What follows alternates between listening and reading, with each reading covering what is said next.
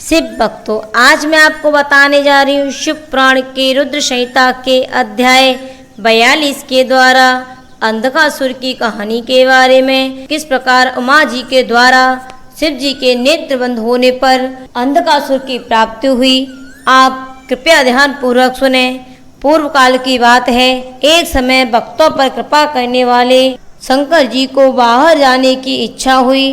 तब वे पार्वती और गणों को साथ ले अपने निवास भूत स्थान कैलाश पर्वत से चलकर काशीपुरी में आए। वहां उन्होंने उस पुरी को अपनी राजधानी बनाया और भैरव नामक वीर को उसका रक्षक बनाया। फिर पार्वती के साथ रहते हुए वे भक्तों को सुख देने वाली अनेक प्रकार की लीलाएं करने लगे।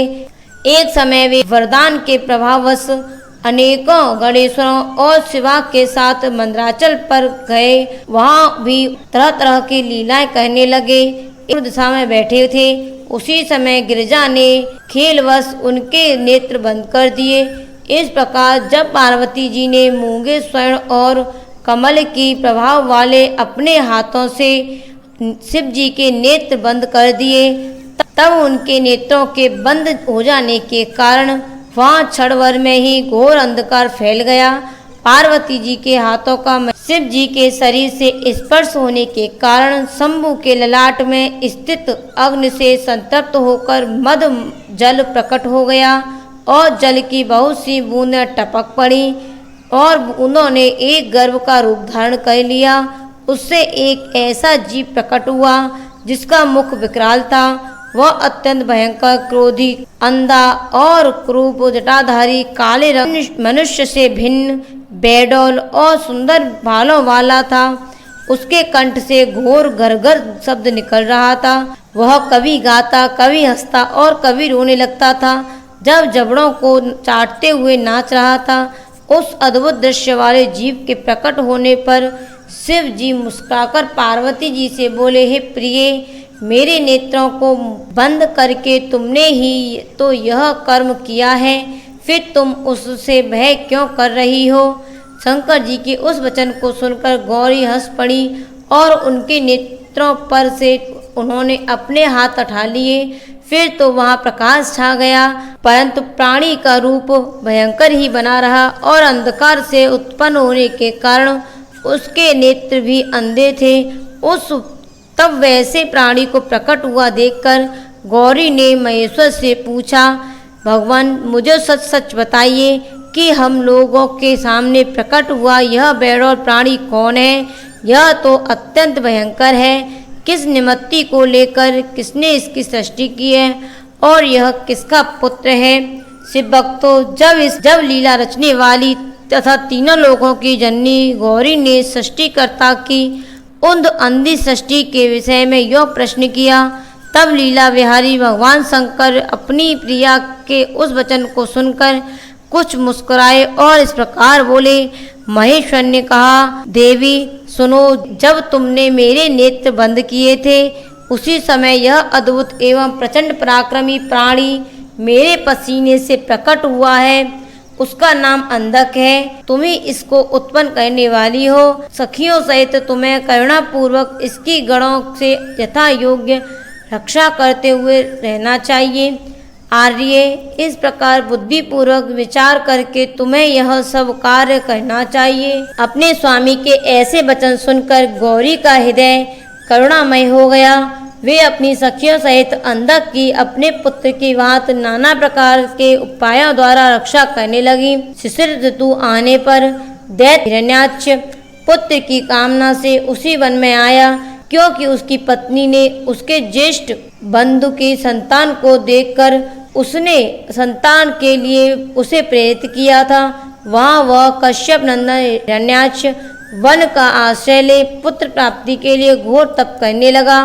उसके मन में महेश्वर के दर्शन की इच्छा थी।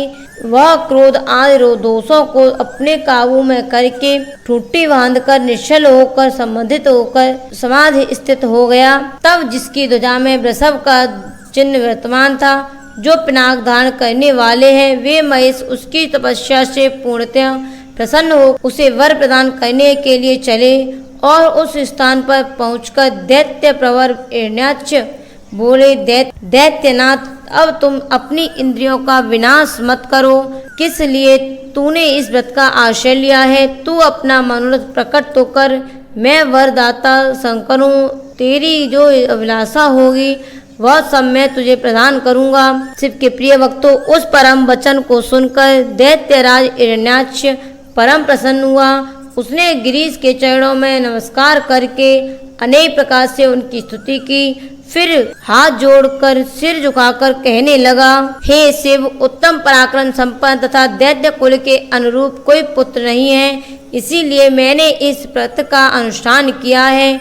देवेश, मुझे परम बलशाली पुत्र दीजिए। दैत्यराज के उस वचन को सुनकर कृपाल शंकर प्रसन्न हो गए और उससे बोले, दैत्याधिप, तेरे भाग्य में तेरे वीर्य से उत्पन्न होने वाला पुत्र तो नहीं लिखा है, किंतु मैं तुझे एक पुत्र देता हूँ। मेरा एक पुत्र है जिसका नाम अंधक है, वह तेरे ही समान पराक्रमी और अजेय है।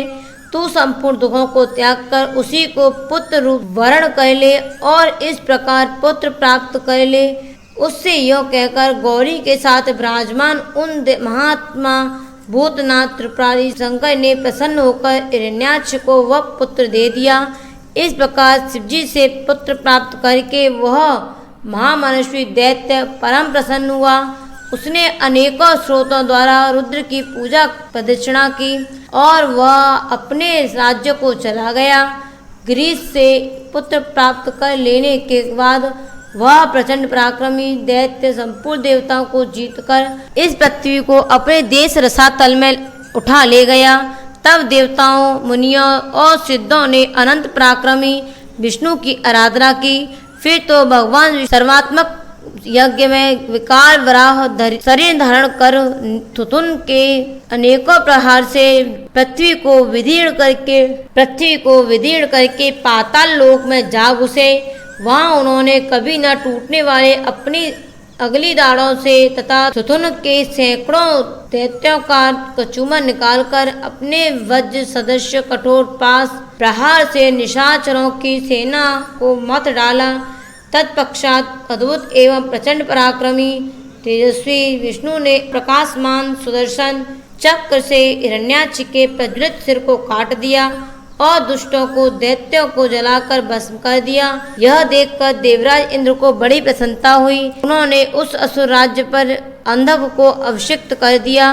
फिर महात्मा इंद्र विष्णु को अपनी दाढ़ों पर पाताल लोक से पृथ्वी को लाते हुए देखकर परम प्रसन्न हुए और अपने स्थान पर आकर पूर्वोत्तर स्वर्ग और भूतल की रक्षा करने लगे। उत्तम कार्य करने वाले जटारूपधारी श्री हरि प्रसन्न चित्त हुए।